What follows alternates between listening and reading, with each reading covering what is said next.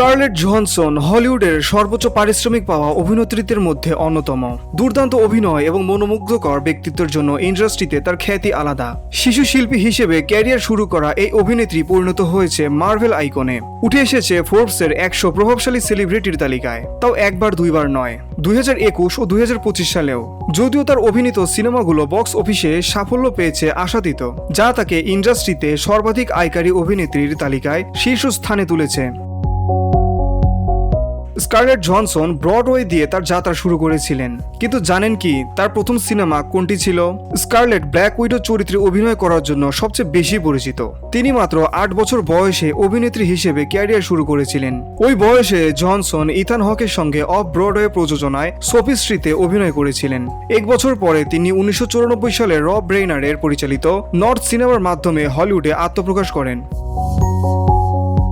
Britannica অনুসারে তার বয়স ছিল মাত্র 9 বছর। এই সিনেমায় তিনি লরা নেলসনের চরিত্রে অভিনয় করেছেন।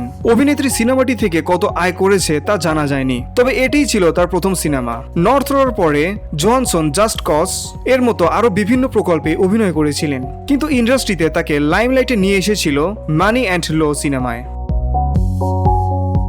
জোহানসনের প্রথম বিগ বাজেট অ্যাকশন সিনেমা ছিল দ্য আইল্যান্ড, তবে এটি বিশেষ সিনেমা ও চরিত্রের জন্য মুখিয়ে ছিলেন এ অভিনেত্রী।